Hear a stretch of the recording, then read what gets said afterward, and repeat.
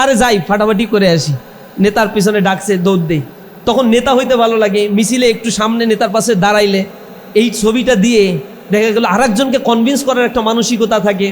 মানে এমন একটা হিরোইজম ভাব সবার ভিতরে তৈরি হয়। কিন্তু এই হিরোদেরকে পরে কিন্তু আর খুঁজে পাওয়া যায় না, অধিকাংশ হিরোই বাংলাদেশ থেকে হারায় যায়। আব্দুর রউফ কলেজে গ্যাঞ্জাম বেঁধেছে, সিটি কলেজ থেকে সব লাঠিসোঁটা নিয়ে বের হয়ে গেছে। এখানে মারামারি করলে যে মাথা ফাট পেয়ে হাসপাতালে শুয়ে পড়া লাগতে পারে, 2 দিন পরে আমার ইন্টারমিডিয়েট পরীক্ষা পাশ করবো কিনা এগুলো দেখারও সময় নেই। যা মারামারি করে সব ইন্টারমিডিয়েটের ছাত্র, অনার্সের ছাত্র নামেই না। অনার্সের তারাই নামে যাদের ওই রাজনৈতিক দলের পোস্ট প্রয়োজন, এছাড়া আর কেউ এখানে নামে না। নামে কারা? ইন্টারমিডিয়েট, অতি আবেগী, টিনেজ। আরে যাই ফাটাফাটি করে আসি, নেতার পিছনে ডাকছে দৌড় দেই। তখন নেতা হইতে ভালো লাগে, মিছিলে একটু সামনে নেতার পাশে দাঁড়াইলে এই ছবিটা দিয়ে দেখা গেল আরেকজনকে কনভিন্স করার একটা মানসিকতা থাকে। মানে এমন একটা হিরোইজম ভাব সবার ভিতরে তৈরি হয়। কিন্তু এই হিরোদেরকে পরে কিন্তু আর খুঁজে পাওয়া যায় না, অধিকাংশ হিরোই বাংলাদেশ থেকে হারায় যায়। কে হিরোদের মনে রাখে? যার নলেজ নাই, যার একাডেমিক এক্সিলেন্সি নাই, তাকে আসলে কেউ গণনায়ও নিয়ে আসে না।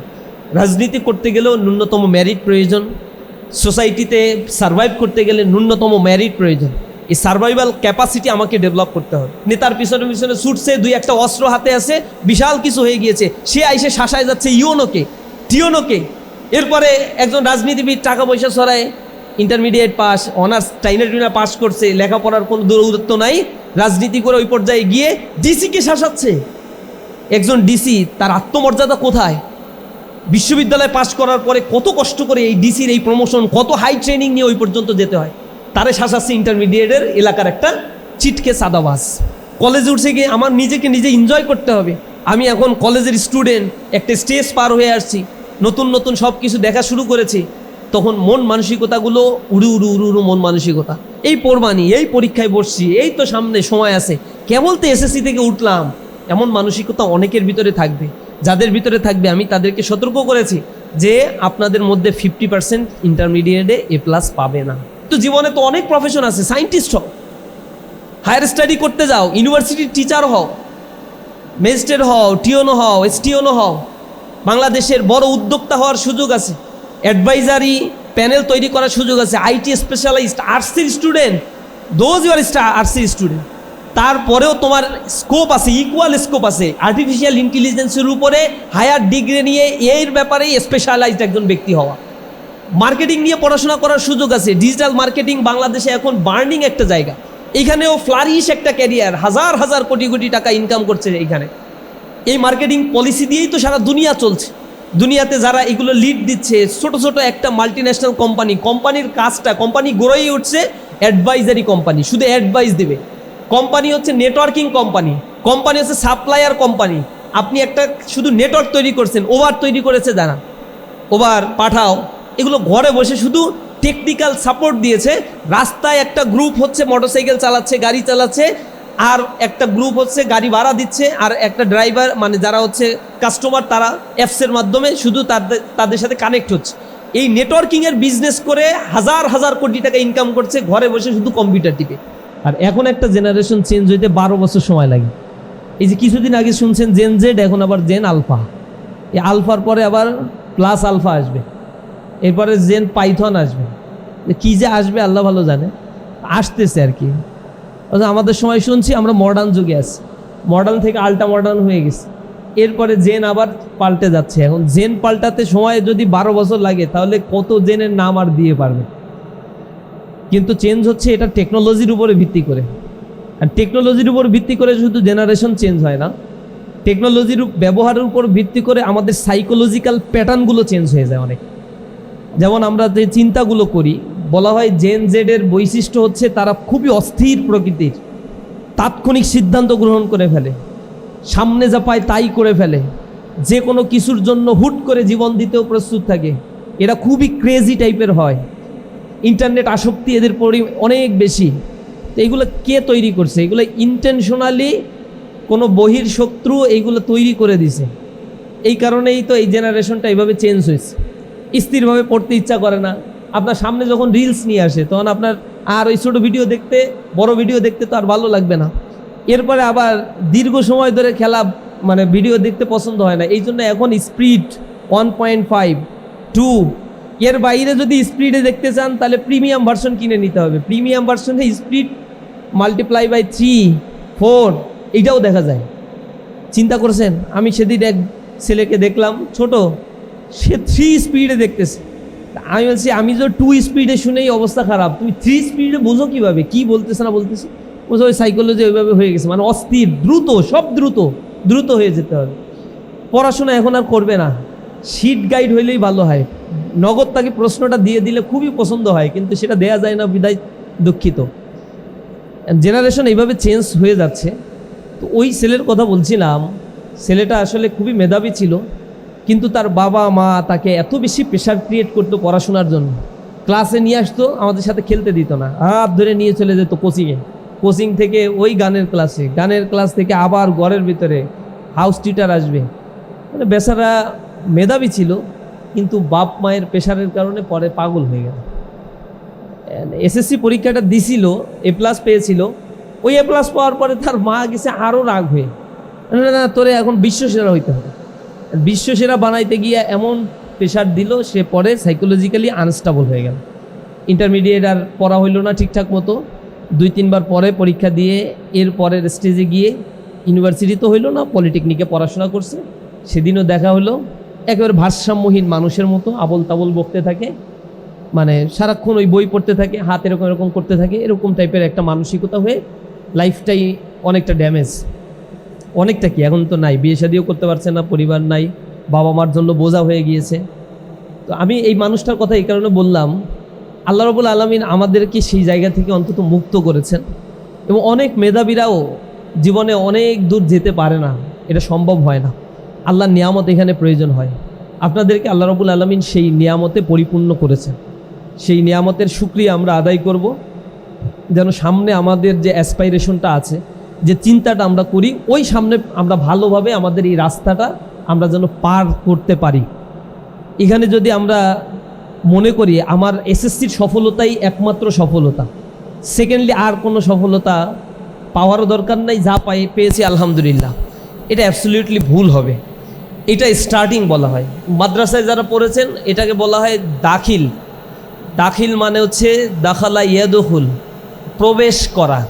কেবল জ্ঞানের রাস্তায় আমি প্রবেশ করেছি, অর্থাৎ আমার এসএসসিটা হচ্ছে স্টার্টিং। আপনি কোথাও যদি সিভি ড্রপ করেন জবের জন্য, হায়ার স্টাডি করার জন্য সিভি ড্রপ করেন, অথবা ভবিষ্যতে কখনো কোনো জায়গায় কোনো উন্নতির পরীক্ষা দেন, সেখানে আপনাকে শুরুতেই এসএসসি সার্টিফিকেটটা দিতে হবে। এর আগে ক্লাস 9, ক্লাস 6, 7, 5-এ আপনি ফেল করছেন না পাস করছেন, এগুলো আপনার কাছে কোনো বিবেচ্য বিষয়ই না। আগের কোনো রেজাল্ট কেউ জিজ্ঞাসাও করবে না। এটাতে আপনি ফার্স্ট হয়েছেন না সেকেন্ড হয়েছেন, এটা কোনো চিন্তারও বিষয় না। এসএসসির এই A+ পেয়েছেন, তার মানে আপনাকে ধরা হবে আপনি মেরিটোরিয়াস, মেধাবী স্টুডেন্ট। এখন আপনার সামনের টার্গেটটা হচ্ছে ইন্টারমিডিয়েট বা এইচএসসিতে আপনাকে A+ পেতে হবে। এখানে আবার সবাই কিন্তু A+ পাবে না। A+-এর পরিমাণটা এখানে গিয়ে 50%-এ নেমে আসে। 1,16,766 জন আপনারা A+ পেয়েছেন, এই A+টা কমে 50%-এ চলে আসবে এইচএসসিতে। তখন আপনি বলবেন যে না ভাই, এসএসসিতে এইচএসসিতে 80,000ও A+ পেয়ে যায়, পায়। বাকিটা হচ্ছে A গ্রেড পাওয়া ছাত্ররা এইচএসসিতে গিয়ে A+ পেয়ে যায়।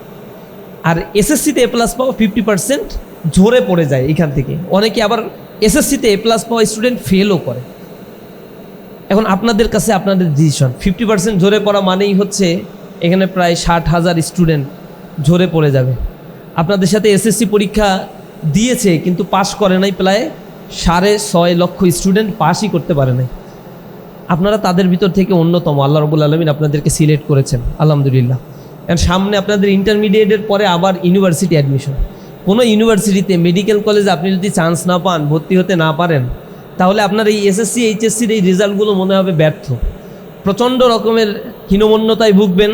যে বন্ধুটা মেডিকেলে পড়ে সেই বন্ধুটার সাথে আর ঠিকমতো কথাও বলতে লজ্জা লাগবে, সামনে যেতেও লজ্জা লাগবে। সুপিরিয়র আর ইনফিরিয়র কমপ্লেক্সে ভুগতে থাকবেন। কেউ নিজেকে খুবই বড় মেধাবী মনে করে ফেলবে। ক্লাসে অনেক সময় দেখবেন পেছনে বসা স্টুডেন্টটাও যখন ইন্টারমিডিয়েটে সিরিয়াস হয়ে যায়, সে আপনার চাইতে ভালো করছে, খুবই ভালো করছে। আমি এক বন্ধুকে একদিন জিজ্ঞাসা করছি, এনএসআইতে জব করে, অ্যাসিস্ট্যান্ট ডিরেক্টর। তো এসএস আমাদের অনার্সে আর মাস্টার্সে সে একসাথে আমাদের সাথে পাশ করে বের হইতে পারে না। তো ওই চাকরি করছে। আমি অনেক দিন পরে একজনের কাছে শুনছি যে অমুক কী করে, বলছে ও তো এই চাকরি করে। আমি তাকে ফোন দিলাম সন্দেহ দূর করার জন্য যে সত্যি কি এই চাকরি তোর হয়েছে। আমি এই কারণে এটা বললাম যে সে আসলে সিজিপিএ যেমন খারাপ, পড়াশোনায় মন নাই, উলট পালট কাজ করে বেড়াইতো সবসময়, আড্ডাবাজি করতো, ও এ প্লাস মানে ও চাকরি পাবে, তাও আবার সরকারি চাকরি, এটা কেমনে হয়? তখন ও বললো যে কে আমি পারি না, আমি অনার্স মাস্টার্স পাস করার পরে তো 2 বছর টানা পড়াশোনা করছি। তো 2 বছর টানা পড়াশোনা করে একজন দুর্বল স্টুডেন্টও ভালো সরকারি চাকরির জন্য সিলেক্টেড হয়। মেধা এখানে খুব বেশি ফাংশন করে না। আপনারা যারা এখানে আসছেন সবাই যে আউটস্ট্যান্ডিং মেধাবী, একবার পড়লেই সব মুখস্থ হয়ে এইখানে আসছি এরকমটা না। অনেকের এই এ প্লাস পাওয়ার পেছনে চরম অধ্যবসায় কাজ করেছে, রাত দিন একাকার করে পরিশ্রম করতে হয়েছে, কত রাত নির্ঘুম কাটাতে হয়েছে। আপনার টেবিলের পাশে আপনার বাবা মা আপনার জন্য কত অপেক্ষা করেছে, অনেক ঘাম শ্রম ঝরানো এই পরিশ্রমের বিনিময়ে একটা সার্টিফিকেট আপনার কাছে এসেছে। এই পরিশ্রমটা আপনাকে পরবর্তী 2 বছরকেও ধারাবাহিক রাখতে হবে। এই সময়টাতে আপনার কাঁধে অনেক কিছুই এসে ভর করবে। কলেজে ভর্তি হবেন, নটরডেম কলেজে ভর্তি হবেন, আব্দুল কাদের মোল্লা ডিগ্রি কলেজে ভর্তি, এই বিভিন্ন কলেজ, সিটি কলেজে ভর্তি হবেন, মুন্সি আব্দুর রউফ কলেজে ভর্তি হবেন, ঢাকা কলেজে ভর্তি হবেন। এখানে ভর্তি হওয়ার পরে উদ্যত্ততা তৈরি হয়, নতুন নতুন বন্ধু পাবেন। ঢাকা কলেজ যাওয়ার পরে দেখবেন একজন মুন্সিগঞ্জ থেকে আসছে, একজন ঠাকুরগাঁ থেকে আসছে, একজন দিনাজপুর থেকে আসছে, খুবই ভালো লাগবে। এরপরে আবার দেখবেন ক্লাসের মধ্যে ছেলে মেয়ে নতুন নতুন বন্ধু পেয়ে গেছেন। এইবার হচ্ছে একটু বন্ধুত্ব তৈরি করার জন্য একটু মন আঁকুপাকু করে, ওর পিছনে একটু ঘুরতে ভালো লাগে, ওকে একটু দেখতে ভালো লাগে, ওর কথাটা ভালো লাগে, সব ভালো লাগা একসাথে গিয়ে জড়ো হয়। টিনেজ যেহেতু, এইখানে টিনেজের একটা বড় সমস্যা হলো স্বপ্ন চোখে রঙিন রঙিন, যা দেখি তাই আগে ভালো, যা দেখবো সেগুলাই ভালো লাগছে। আমি মাঝে মাঝে কিছু বন্ধুরে বললি যে ওরে দেখে তুমি কীভাবে পছন্দ করলা, বলছে আমার দিকে আর কেউ তো তাকায় না, ও তাকাইছে, এই জন্যই আমার মনে হয়েছে যে এই পারফেক্ট আমার লাইফের জন্য। তাই বললাম যে আল্লাহ ভালো যে তোমাদের এটা কন্টিনিউ হয় নাই, এটা তো এরকম না। মানে আমি এই জিনিসটা এই কারণে বললাম যে এই সম্পর্কটা সে আনপ্যারালাল চলছে এবং সে জানে যে এটা পসিবল না, কারণ ও পরে ইন্টারমিডিয়েটে, মেয়েও পরে ইন্টারমিডিয়েটে। তো ওর স্টাবলিশড হইতে ছেলের এবং বিয়ে করতে লাগবে অনেক সময়, তো মেয়ের ক্ষেত্রে এটা লাগে না। ইন্টারমিডিয়েট পাস করার পরে সোশ্যাল স্ট্রাকচার, স্বাভাবিক অবস্থা, এটা অনেক কিছুই হয়ে যায়। সুতরাং এই সম্পর্কটা অবজারভেশনে বলছে, গবেষণায় বলছে, ইন্টারমিডিয়েটে যে রিলেশনশিপটা ডেভেলপ হয় তার 98% হচ্ছে টিকে না। তাহলে এটা কি হয়? টাইম পাস হয়। তো আমি একটা অবজারভেশন নিয়েছিলাম আমার মাস্টার্সের পরে, একটা রিসার্চ পেপার করেছিলাম।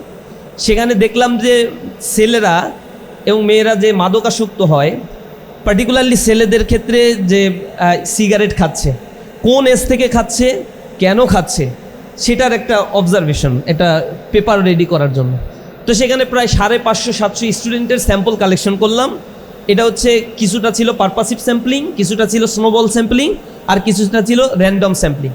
এটা বিভিন্ন ক্যাটাগরি থেকে এজ স্ট্রাকচারকে আমি ভাগ ভাগ করে করে, যে ইন্টারমিডিয়েটে পড়ে, ফার্স্ট ইয়ারে পড়ে, সেকেন্ড ইয়ারে পড়ে, তো সেকেন্ড ইয়ার থেকেই শুরু করছে এই সংখ্যাটা কেমন, ফার্স্ট ইয়ার থেকে শুরু করছে এই সংখ্যাটা কেমন, স্কুলে থাকতে সে আসলে অ্যাডিক্টেড ছিল কিনা, তার বাবা মা অ্যাডিকশন আছে কিনা, দেখা গেলো তার বাবা হচ্ছে অ্যাডিক্টেড, এই কারণে বাই বন্ডস পরিবার থেকে এটা পেয়েছে।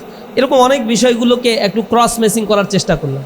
সেখানে আমার অবজারভেশন আসলো 90% ক্ষেত্রে ইন্টারমিডিয়েটে স্টুডেন্টরা ট্রমাটাইজ হয়ে অ্যাডিকশনে জড়িয়ে পড়ছে। এবং এটা অপরিণামদর্শী একটা সিদ্ধান্ত। এদের একটা বড় অংশ ইন্টারমিডিয়েট পাস করে, কিন্তু সিজিপিএ আগে ভালো ছিল, পরে জিপিএটা আর কন্টিনিউ করতে পারে না। কিন্তু সে যে মেয়ের সাথে সম্পর্ক করছে, সম্পর্কে জড়াচ্ছে, সেই মেয়েটা ঠিকই এ প্লাস পেয়ে যাচ্ছে। আশ্চর্যের বিষয় না? ও পড়ে না, ও দেউলিয়া হয়ে দেবদাস হয়ে গেছে, কিন্তু আর এক সাইডে পড়াশোনা ঠিকই করে যাচ্ছে, কারণ তাকে স্ট্রাগল করে টিকতে হবে। মেয়ের মানে ছেলেরা অতি ইমোশনাল হয়ে পড়ে, মেয়েরা খুবই জাজমেন্টাল হয়, এবং সে কিভাবে নিজেকে গড়ে তুলতে হবে এটা বুঝতে পারে। রক্ষণশীল পরিবার হওয়ার কারণে তাদেরকে কন্ট্রোল করা হয়।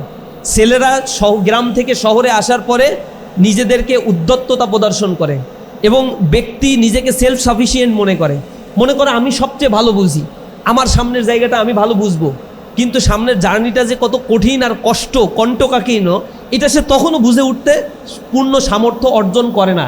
এই বয়সে ইনফ্যাক্ট এটা বোঝার কথাই না। আমি এটাই বলেছি, চোখে অনেক রঙিন স্বপ্ন, মিছিল দেখতে ভালো লাগে। দেখবেন এই যে মুন্সি আব্দুর রউফ কলেজে গ্যাঞ্জাম বেঁধেছে, সিটি কলেজ থেকে সব লাঠিসোঁটা নিয়ে বের হয়ে গেছে। এখানে মারামারি করলে যে মাথা ফাট পেয়ে হাসপাতালে শুয়ে পড়া লাগতে পারে, 2 দিন পরে আমার ইন্টারমিডিয়েট পরীক্ষা পাশ করবো কিনা এগুলো দেখারও সময় নেই। যা মারামারি করে সব ইন্টারমিডিয়েটের ছাত্র, অনার্সের ছাত্র নামেই না। অনার্সের তারাই নামে যাদের ওই রাজনৈতিক দলের পোস্ট প্রয়োজন, এছাড়া আর কেউ এখানে নামে না। নামে কারা? ইন্টারমিডিয়েট, অতি আবেগী, টিনেজ। আরে যাই ফাটাফাটি করে আসি, নেতার পিছনে ডাকছে দৌড় দেই।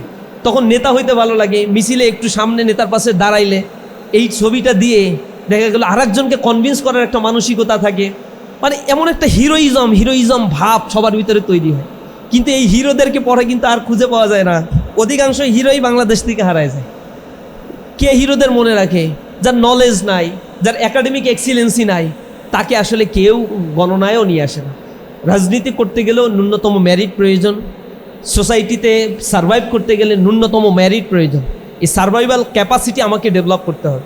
দ্বিতীয়, আমরা যারা পড়াশোনা করছি এসএসসিতে হয়তো বাবার সাথে মায়ের সহযোগিতায় বাবার সাথে থেকে ভালো একটা রেজাল্ট করে আসছি, এখন আমাকে ইন্টারমিডিয়েটে ভর্তি হওয়ার জন্য কলেজে আসতে হয়েছে, ভালো একটা প্রতিষ্ঠানে পড়তে হবে, আমার স্ট্রাগল লেভেলটা অনেক বেশি বেড়ে যায়। বাবা আর আগের মতো হয়তো অনেকে সহযোগিতা করতে পারে না। এখানে সার্ভাইভাল ফর দ্য ফিটেস্ট, টিকে থাকার জন্য যে প্রয়োজনে স্ট্রাগল আমার করা দরকার, সে স্ট্রাগল অনেকেই করতে পারে না, আর না করলে টিকে থাকা সম্ভব নয়। প্রমোদ চৌধুরীর একটা কথা আছে, তিনি বলেছেন, অতিকায় হস্তি লোপ পাইয়াছে কিন্তু তেলাপোকা এখনও টিকিয়ে আছে। তিনি এইটা দ্বারা এটাই বুঝিয়েছেন, একটা সময় এই পৃথিবীতে ভূতত্ত্ববিদরা অ্যানালিসিস করে দেখেছে যে ডায়নোসরের বসবাস ছিল, এবং ডায়নোসর বিশাল দেহি শক্তিশালী একটা প্রাণী ছিল। আমরা ওই যে ছোটোবেলায় সামুরাই এক্স, তারপরে হচ্ছে বিভিন্ন ধরনের কার্টুন দেখতাম, সেখানে দেখতাম যে ডায়নোসর মুখ থেকে আগুন নিক্ষেপ করে। এগুলো অতি রঞ্জন, অতি কল্পকাহিনী, ঠিক না। তবে ডায়নোসর প্রাণী ছিল দুনিয়াতে, এটা তাদের বোনগুলো অ্যানালিসিস করে এটা দেখা যায়। এবং এটা 5000 বছর আগে ছিল, কেউ বলছে 1000 বছর আগে ছিল, যাই হোক ছিল। কিভাবে নষ্ট হয়ে গিয়েছে, কিভাবে তাদের অস্তিত্ব এই দুনিয়াতে আর নাই? এর কারণ হচ্ছে এই পৃথিবী একটা সময় খুবই ঠান্ডা ছিল, শীতল একটা আবহাওয়া ছিল, প্রচুর পরিমাণে গাছপালা ছিল, বন বাদার ছিল। মানুষের বসবাস বৃদ্ধি পাওয়ার সাথে সাথে, মানুষের সংখ্যা বৃদ্ধি পাওয়ার সাথে সাথে এটা আস্তে আস্তে হিট হওয়া শুরু করলো। এই পৃথিবী গ্লোবাল ওয়ার্মিংয়ের ফলে, তারপরে গ্রিন হাউস ইফেক্টের ফলে এই পৃথিবীতে বসবাসের অনেকটা অনুপযোগী হয়ে গেল, এবং শীতল আবহাওয়া আস্তে আস্তে গরম হট ওয়েদারে কনভার্ট হলো। সেখানে সি লেভেল রেইজ করলো, আটলান্টিক মহাসাগরের যে বিশাল বড় বড় পাহাড় পর্বত, বরফগুলো আস্তে আস্তে গলা শুরু করলো, যার ফলে বিভিন্ন জায়গায় জলোচ্ছ্বাস, বন্যা, দুর্ভিক্ষ, সুনামি এগুলো তৈরি হলো। ম্যানমেড কিছু দুর্ভিক্ষ আছে, ন্যাচারাল কিছু ডিজাস্টার আছে। এ কারণে পৃথিবীতে ডাইনোসর আর সার্ভাইভ করতে পারলো না। উষ্ণমণ্ডলীয় আবহাওয়ায় সে টিকে থাকতে পারে না। যখন তার নিঃশ্বাস নিতে কষ্ট হলো, বংশ তৈরি করার মানে সক্ষমতা, প্রোডাক্টিভিটি তার কমে গেল, আস্তে আস্তে পৃথিবীর ইতিহাস থেকে ডাইনোসর হারিয়ে গেল। কিন্তু তেলাপোকার হিসাব দেখেন, এই পৃথিবীতে তেলাপোকা আগেও ছিল, এখনও আছে, ভবিষ্যতেও থাকবে। এটা কিভাবে থাকবে? ভবিষ্যতে থাকবে ইনশাআল্লাহ, কারণ আমি জানি না যে কি হবে ভবিষ্যতের বিষয়টা। তবে মনে হচ্ছে যে হাজার হাজার বছর ধরে তেলাপোকা টিকে আছে। তেলাপোকার একটা বৈশিষ্ট্য হলো, প্রচণ্ড গরমের মধ্যে সে টিকে থাকতে পারে। এরপরে স্যাঁতস্যাঁতে আবহাওয়া, বৃষ্টি হলে দেখবেন প্রচুর তেলাপোকার জন্ম হয়ে গেছে। স্যাঁতস্যাঁতে আবহাওয়া, কোনো সূর্যের আলো নাই, আছে দেদার শেষে তার মতো করা। এরপরে প্রচণ্ড ঠান্ডা একটা ওয়েদার, তার মধ্যেও সে টিকে আছে। সব ওয়েদারের মধ্যে সে নিজেকে অ্যাডাপ্ট করে নিতে পারে। তার শরীরের মধ্যে ওই সক্ষমতা, ওই রকম অ্যাডাপ্টেশন কোয়ালিটি আল্লাহ রাব্বুল আলামিন দান করে দিয়েছে। এই অ্যাডাপ্টেশন কোয়ালিটির কারণে তেলাপোকা যে কোনো ওয়েদারে, যে কোনো জায়গায়, যে কোনো অবস্থায় টিকে থাকতে পারে। তা আমাদেরকেও এই সিনারিওটা মাথায় নিতে হবে। আমি যে ওয়েদারেই থাকি না কেন, ভালো খেতে পারলাম কি না, ভালো কিছু করলাম কি না, এই মানসিকতার চাইতে আমার মানসিকতা হতে হবে, আমাকে টিকে থাকার লড়াইয়ে অবতীর্ণ হয়েছি, আমাকে আমার শেষ ডেস্টিনেশন পর্যন্ত যেতে হবে। সোনার চামচ মুখে নিয়ে যারা বড় হয়, এই মানুষগুলো জীবনে খুব ভালো কিছু করতে পারে এই সংখ্যাটা অনেক কম। সফলতার জন্য ডেসপারেশন দরকার, ডেডিকেশন দরকার। সেই ডেসপারেশন এবং ডেডিকেশনটা অধিকাংশের ক্ষেত্রেই পাওয়া যায় না। অধ্যাবসায়ী হতে হবে, প্রচণ্ড অধ্যাবসায়ী হতে হবে, এছাড়া টিকে থাকা যায় না। প্রায় আমি একটা গল্প বলি সক্রেটিসের, যে সক্রেটিস একটা সময় একটা বক্তব্য রাখছিল। বক্তব্য রাখার সময় তিনি বলছেন, মানে ইয়ার জেনারেশনকে এম্পাওয়ার্ড করার কথা বলতে বলতে প্রোগ্রাম শেষ, একটা ছেলে ইন্টারমিডিয়েটে পড়ে, বাবরি কাটা চুল, সুন্দর চেহারা, ইনটিন করে আসছে প্রোগ্রামে বক্তব্য শুনতে। তো সক্রেটিসের বক্তব্যে সে মনোমুগ্ধকর অবস্থা। সে যখন সক্রেটিসের বক্তব্য শেষ হলো, যে বলল, uncle, can you please tell me how can I acquire success in my life? I want to be a successful person, please tell me what should be the process. তো সক্রেটিস তাকে বলছে যে, বাবা, আগামীকাল তুমি নদীর পাড়ে আমার সাথে একটু দেখা করিও, বিকেলবেলা তোমার জন্য আমি ওয়েট করবো, and that time I will tell you what's the process to be a successful person. তো ছেলেটা সক্রেটিসের সাথে দেখা করতে একটু চমৎকার পোশাক পরে, আটো শার্ট পরে, বাবরি কাটা চুল ধরে একবার চমৎকার ইনটিন করে গেছে। যাওয়ার আগেই সক্রেটিস সেখানে দাঁড়িয়ে আছে। এখন সক্রেটিস যে তার এখানে দাঁড়িয়ে আছে, এটা দেখে সে কিছুটা লজ্জিত হলো যে আমার দেরি হয়ে গেছে। সক্রেটিসের কাছে গেল লজ্জা একটা দৃষ্টিভঙ্গি নিয়ে। সক্রেটিস তার সাথে কোনো কথা না বলে তার ঘাড়ে হাত দিয়ে নদীর ভিতরে হাঁটা শুরু করলো। হাঁটছে, হাঁটু সমান পানি। ছেলেটা তাকিয়ে আছে, কোনো কথা নাই, প্যান্ট ভিজে যাচ্ছে। এরপর আরও একটু হাঁটছে, মাজা সমান পানি। ছেলেটা কোনো কথা নাই, হা করে তাকিয়ে আছে, কিছু বলে কিনা। সক্রেটিসও কোনো কথা বলে না। আবার হাঁটতে যখন এই বুকের নিচ পর্যন্ত পানিতে ডুবে গেল, এরকম সময় সক্রেটিস কোনো কথা বলা ছাড়াই পেছনের চুল ধরে পানির ভিতরে চুয়া দিল। এখন বেচারা তো পানির উপরে যত উঠতে চায়, পানির নিচে তাকে চুবিয়ে ধরা হয়। ছেলেটা ওঠার চেষ্টা করছে, সক্রেটিস জোরে তাকে চুবিয়ে ধরছে। একটা পর্যায়ে ছেলেটার দিকে তাকিয়ে দেখলো সে পানির নিচে নিঃশ্বাস নিতে না পেরে হাঁসফাঁস করছে আর বিবর্ণ আকৃতি ধারণ করছে, সবুজ হয়ে গেল তার চেহারা। এরকম সময় সক্রেটিস তাকে এরকম উঠানোর পরে ছেলেটা তখন প্রচণ্ড রকমের নিঃশ্বাস নিচ্ছে, হাঁসফাঁস করছে, ত্রাহি অবস্থা। তো সে হাঁপাচ্ছে। এরকম সময় তাকে ধরে আস্তে করে ডাঙায় নিয়ে আসবে, তখনও সে হাঁপাচ্ছে। হাঁপানিটা থামলো, ভয় ভীত বিহ্বল হয়ে পড়ছে যে না জানি আবার নিয়ে চুবড়ি দেয়। তখন ছেলেটাকে সক্রেটিস জিজ্ঞাসা করছে, বাবা, পানির নিচে এতক্ষণ পর্যন্ত আকুলভাবে কি প্রার্থনা করছিলে তুমি, কি চাইছিলে তুমি? তখন সক্রেটিসকে উদ্দেশ্য করে ছেলেটা বলছে, আঙ্কেল বাতাস চাচ্ছিলাম, বাতাস চাচ্ছিলাম। তো সক্রেটিস বলছে, না, তোমাকে যদি আমি অনেক সোনা দিতাম, রূপা দিতাম, হীরা দিতাম, জহরত দিতাম, টাকা দিতাম, ব্যাংক ব্যালেন্স দিতাম, সেটা দিয়ে আমি কি করবো? আমি তো বাতাস লাগবে না, আমি মরে গেলে আমার ওই সোনা রূপা হীরা জহরত খাবে কে? তখন সক্রেটিস বলছে, হ্যাঁ, দ্যাট ইজ দ্য পয়েন্ট। তুমি যদি তোমার জীবনে সফলতা অর্জন করতে চাও, তাহলে সেই জিনিসটা ঠিক এইভাবেই চাইবা যেভাবে ওই পানির নিচে তুমি বাঁচার আকুতি করছিলা। যদি তুমি সেইভাবেই চাও, তাহলেই তুমি তোমার জীবনে সফলতা অর্জন করতে পারবা। সফলতার আসলে কোনো রহস্য নাই। সফলতার রহস্যটাই হচ্ছে তুমি যা চাও সেজন্য তোমাকে লেগে থাকতে হবে, তার একটা কনস্টেন্সি থাকতে হবে। ইন্টারমিডিয়েটে পড়েন, অনেক চাহিদা আপনাদের তৈরি হবে। এই ট্যুরে যাচ্ছে সবাই, একটু ট্যুরে যাই, 31st নাইট করছে, আমি একটু করি, আড্ডা দিতে যাচ্ছে, আড্ডা দেই। অনেক কিছু সামনে, আপনার চোখের সামনে, ঢাকার স্টুডেন্ট আপনারা, সব কিছু অ্যাভেইলেবল আপনাদের সামনে আসবে। সক্রেটিস এরকম রাস্তায় হেঁটে যেত, প্রায় সময় তিনি বাজারের ভিতরে হাঁটতেন। তো হাঁটতে পেছনে এরকম হাত বেঁধে বড় বড় দোকানের সামনে গিয়ে বলতেন, হাউ মেনি থিংস আই কান do without, how many things I কান ডু উইদাউট।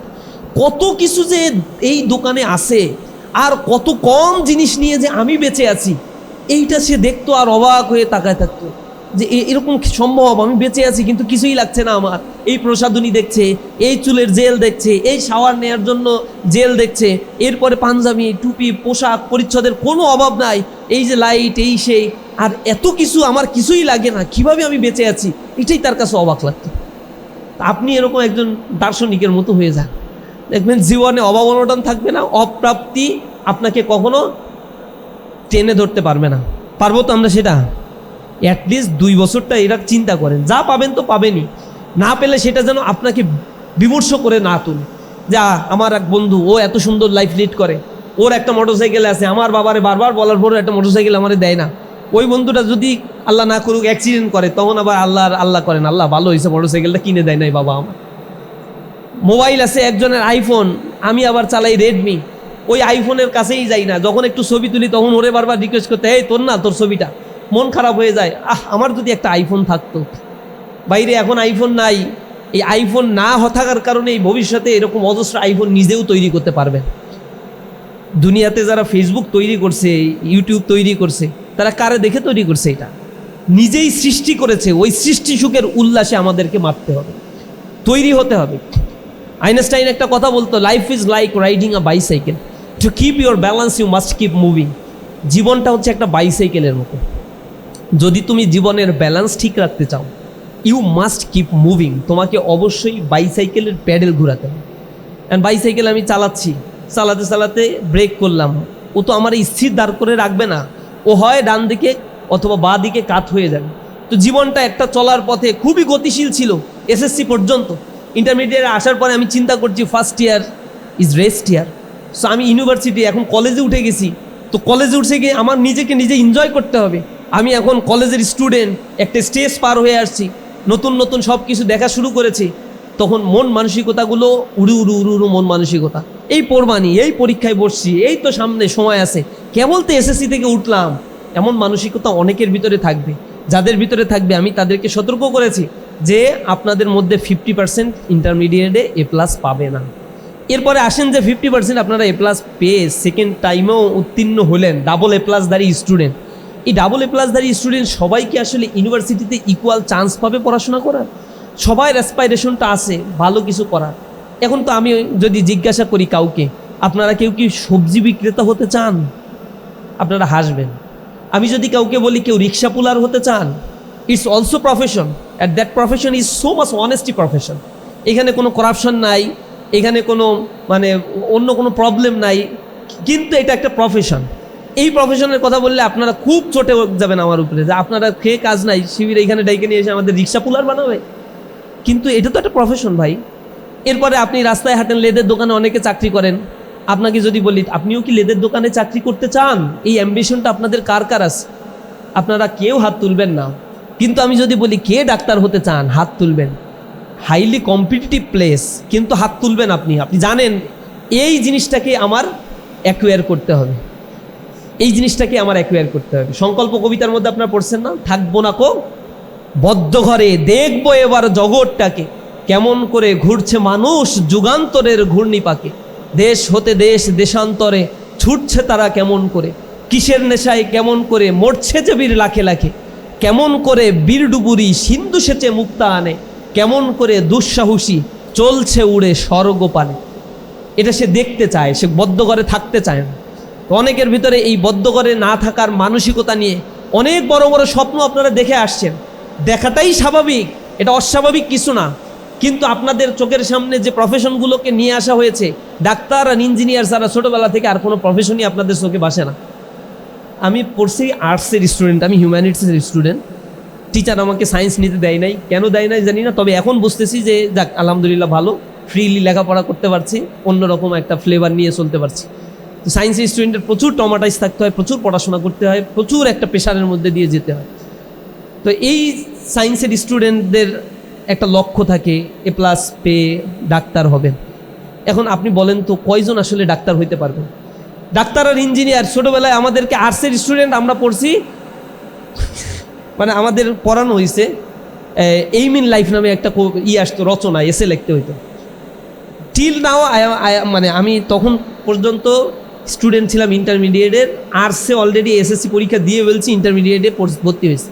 তখন ফাইনালে পরীক্ষায় আসছে এইম ইন লাইফ, সেটা লিখতেছি I want to be a doctor. Good doctor is not available in our country.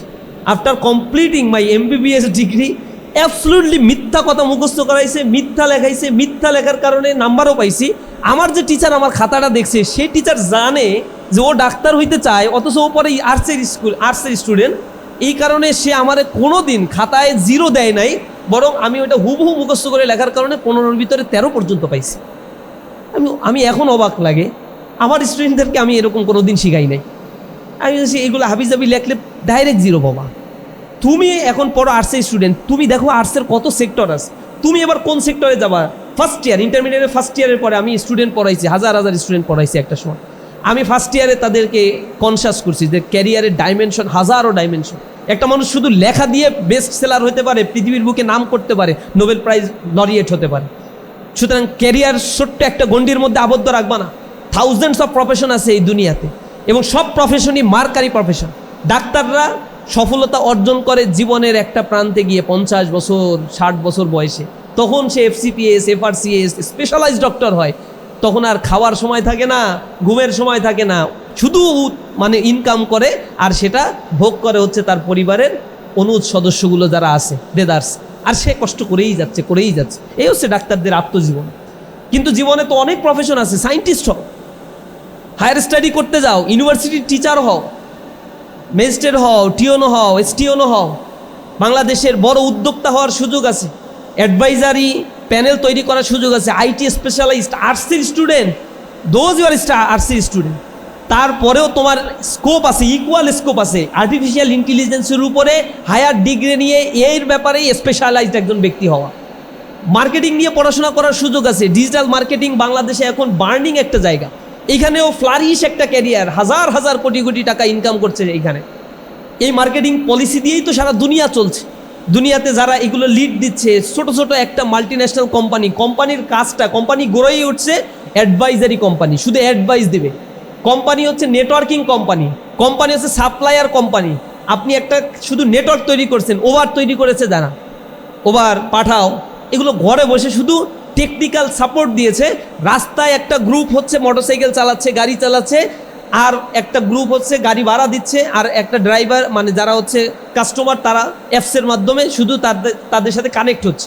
এই নেটওয়ার্কিংয়ের বিজনেস করে হাজার হাজার কোটি টাকা ইনকাম করছে ঘরে বসে শুধু কম্পিউটার টিপে।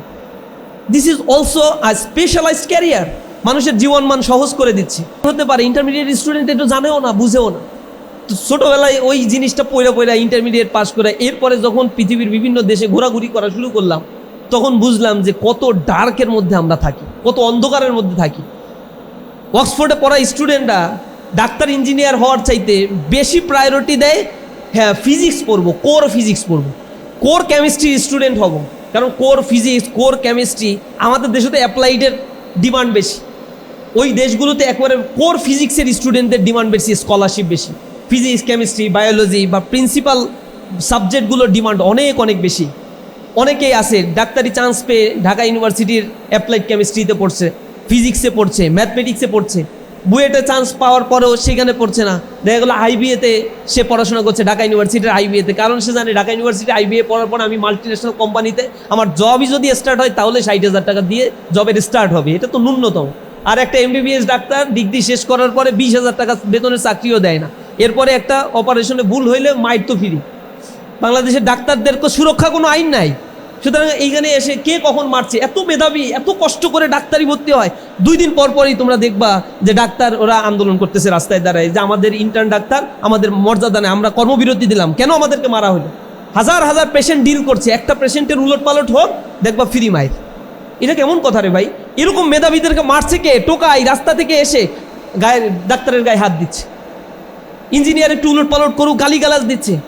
এরপরে যে রাজনীতিবিদ, ওর 1 পয়সা পড়াশোনার কোনো মূল্য নাই, লেখাপড়া করছে, তার কোনো মানে রেজাল্টের অবস্থা দৈন্যদশা, নেতার পিছনে পিছনে ছুটছে, 2-1টা অস্ত্র হাতে আছে, বিশাল কিছু হয়ে গিয়েছে, সে আইসে শাসায় যাচ্ছে ইউনোকে, টিওনোকে।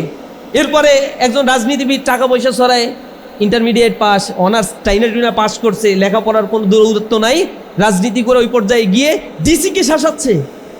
একজন ডিসি, তার আত্মমর্যাদা কোথায়? বিশ্ববিদ্যালয় পাস করার পরে কত কষ্ট করে এই ডিসির এই প্রমোশন, কত হাই ট্রেনিং নিয়ে ওই পর্যন্ত যেতে হয়, তারে শাসাচ্ছে ইন্টারমিডিয়েটের এলাকার একটা চিটকে সাদাবাজ। এই হচ্ছে আমার সোশ্যাল স্ট্রাকচার, মেধার এই মূল্যটা এখানে আছে।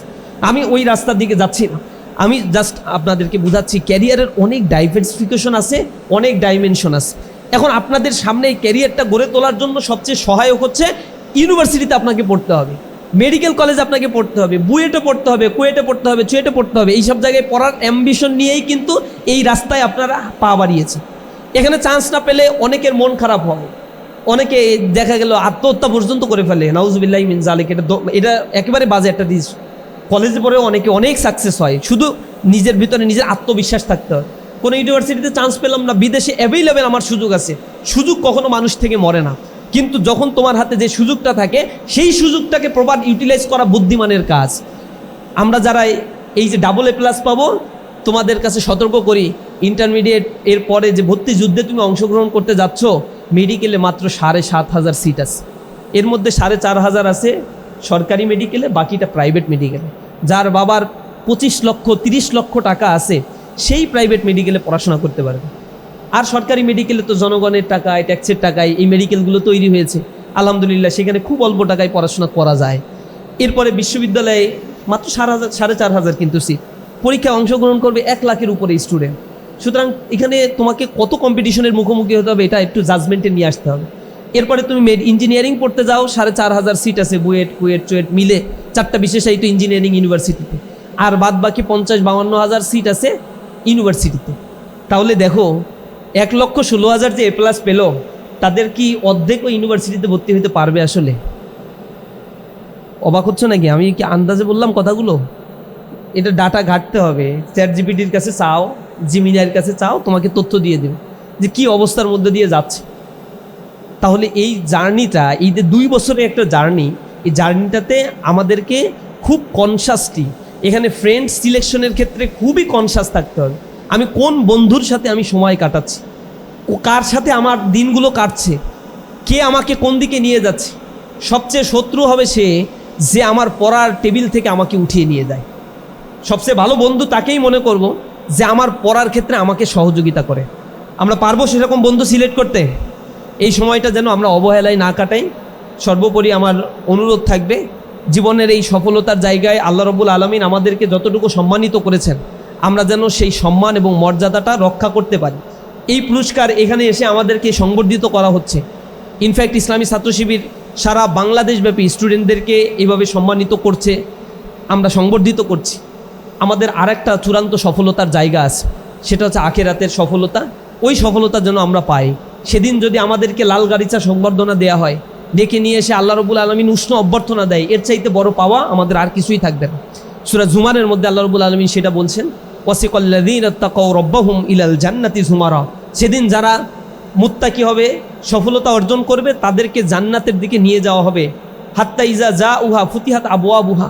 জান্নাতে যাওয়ার সময় তাদেরকে সামনে নিয়ে যাওয়া হবে, তারা ওইটা দেখার পরে বলবে এত সুন্দর জায়গা ছেড়ে আমি যাব না। তখন ফেরেশতারা তাকে বলবে চলেন না সামনে, আরও সুন্দর জায়গা আপনার জন্য অপেক্ষা করছে। কিছুক্ষণ পরে আবার গিয়ে থামে যাবে, বলছে আর যাব না, এনাফ এনাফ, এত সুন্দর জিনিস আমি আর জীবনে দেখি। তখন তাকে বলা হবে চলেন না সামনে, আরও চমৎকার জিনিস আপনার জন্য আছে। সে যখন জান্নাতে যাবে, দরজা জান্নাতের খুলে দেয়া হবে, অফুতিহাত আবওয়াবুহা ওয়াকালা লাহুম খাজানাতুহা সালামুন আলাইকুম তিবতুম ফাদখুলুহা খালিদিন। আপনাকে সম্মানের সাথে বরণ করে নেওয়া হচ্ছে, অভিবাদন জানানো হচ্ছে, সালাম জানানো হচ্ছে আপনার প্রভের পক্ষ থেকে। তাকে লাল গালিচা ফুলের সংবর্ধনা দেওয়া হবে, হীরা মুক্তা জহরত নিয়ে ছোট্ট ছোট্ট বাচ্চারা তার চারিপাশে ঘুরতে থাকবে, পান পাত্র নিয়ে অপেক্ষা করতে থাকবে। তাকে বিশাল সিংহাসনে বসিয়ে দেওয়া হবে, এত মর্যাদাবান তাকে করা হবে, সংবর্ধিত করা হবে। এর কারণটা কি? দুনিয়াতে সে কষ্ট করে গিয়েছে, তার রবের গোলামি সে করেছে, সে যেভাবে তার জীবনকে গঠন করা দরকার ঠিক সেভাবে তার জীবনকে সে গঠন করেছে। এজন্য তাকে সেখানে কংগ্রাচুলেশন জানানো হবে। আমরা যেমন এসএসসিতে এইখানে আসছি, কত কষ্ট করে আসছি, কত রাত পরিশ্রম করেছি, কত দিন পরিশ্রম করেছি। পরিশ্রম ছাড়া যারা রেজাল্টে এখন A গ্রেড পেয়েছে, 4 পয়েন্ট পেয়েছে, এদেরকে তার বাবা মা বলছে যে তোরে কত সতর্ক করছি পড়াশোনা কর, বারবার বলার পরে তুই পড়লি না, আজকে তোর রেজাল্টের জন্য তুই দায়ী। যে ফেল করছে তার ব্যাপারে কি দৃষ্টিভঙ্গি তার পরিবারের, তার সমাজের, তার বন্ধুদের? তোকে বারবার সতর্ক করা হয়েছে পড়ার জন্য, তুই পড়িস নাই কেন, আজকে ফেল করছিস, এটাই তার জন্য যথেষ্ট। এরকমই হবে কিয়ামতের ময়দানে। দুনিয়াতে যাকে একটা সময় আল্লাহ রাব্বুল আলামিন নির্ধারণ করে দিয়েছেন, এই সময়টা হচ্ছে পরীক্ষার ক্ষেত্র। আপনার 3 ঘন্টা ছিল পরীক্ষার সময়, পরীক্ষায় যদি আপনি কিছু না লিখে সারা রাত পড়ছি, এখন একটু ঘুমাই, এরপরে 3 ঘন্টা শেষ, আপনাকে আর সময় দিবে? খাতা টেনে নিয়ে চলে যাবে। তো দুনিয়াতে আপনাকে সময় দেওয়া হয়েছে প্রত্যেকের জন্য, কারো 40 বছর, কারো 50 বছর, কারো 60 বছর নির্ধারণ করে দেওয়া হয়েছে। এই 50 বছর, 60 বছর, 70 বছর শেষ হয়ে গেলে এরপরে তো সে এই দুনিয়াতে আর থাকতে পারবে না। এবং পৃথিবীর সবচেয়ে সত্য কথা হলো, এই দুনিয়াতে মানুষ সারভাইভ করতে পারবে না, মৃত্যুবরণ করতে হবে, তাকে চলে যেতে হবে। এটা আমার পূর্ববর্তী প্রজন্ম থেকে প্রজন্ম এটা আমরা দেখে আসছি। সুতরাং আমিও যে এই দুনিয়াতে থাকবো না, এটা তো একেবারেই অমোঘ সত্য একটা কথা। কিন্তু তার উপরে বিশ্বাস করে দুনিয়ার এই সময়টা কেনই বা আমাকে পাঠানো হলো, এই কোশ্চেনটা নিজেদের কাছে আমরা কখনোই করি না। যদি কোশ্চেনটা করতাম, কেন সৃষ্টি করা হলো, সৃষ্টি তত্ত্ব সম্বন্ধে আমরা জানতাম, তাহলে পরবর্তী লাইফটা আমার কেমন হবে সে ব্যাপারে আমি ডিসিশন নিতে পারতাম। আমি অনুরোধ জানাবো, মেধাবীরা এমনি এমনি মেধাবী হয় নাই। মেধাবী শিক্ষার মূল উদ্দেশ্যটাই হলো কোশ্চেন করতে শেখা, কোনো কিছু চ্যালেঞ্জ করা ছাড়াই ছেড়ে দেয়া না। মেধার মূল জায়গাটা হচ্ছে আমাকে বুঝতে হবে কেন আমি এই কাজটা করছি। সুতরাং সেটা জাজমেন্টাল হয়ে নিজের জীবনকে যেন আমরা গড়ে তুলতে পারি। আপনাদের এই ভবিষ্যৎ জীবনের কল্যাণ কামনা করছি। এই যে সফলতা অর্জন করে এই পর্যন্ত এসে সমাজের প্রত্যাশা আপনারা পূরণ করেছেন, মেধাভিত্তিক একটি জাতি, মেধাসত্ব দিয়ে একটা সমাজ গড়ে তোলার জন্য আমাদের আন্দোলন আমরা অব্যাহত রাখবো। ইসলামী ছাত্র শিবির আপনাদের সাথে সকল সহযোগিতায় আছে। ইভেন বর্তমান চাকরির বাজারে যত দক্ষতা আপনার প্রয়োজন, সব সফট স্কিল ডেভেলপ করার জন্য ইসলামী ছাত্র শিবির আপনার পাশে থাকবে। ইউনিভার্সিটি অ্যাডমিশনের পরবর্তী, তার পরবর্তী চাকরির সময় পর্যন্ত ইসলামী ছাত্র শিবির আপনাদের সহযোগিতা করতে চায়। এবং এটার জন্য ইসলামী ছাত্র শিবির কোনো ফিডব্যাক আপনাদের কাছ থেকে নিবে না, আপনাদের জোরপূর্বক কোনো মিছিল মিটিংয়েও নেবে না। ইসলামী ছাত্র শিবিরের দল ভারী করার জন্য ফর্মও পূরণ করাবে না। ইসলামী ছাত্র শিবির উইলিংলি করতে হয়, কিন্তু জাতির প্রয়োজনে ইসলামী ছাত্র শিবির ছাত্রদেরকে গড়ে তোলার জন্য স্বপ্ন দেখে। কারণ আমাদের টার্গেটটাই হচ্ছে সমৃদ্ধ বাংলাদেশ গড়ার লক্ষ্যে সৎ, দক্ষ, দেশপ্রেমিক নাগরিক আমরা তৈরি করব।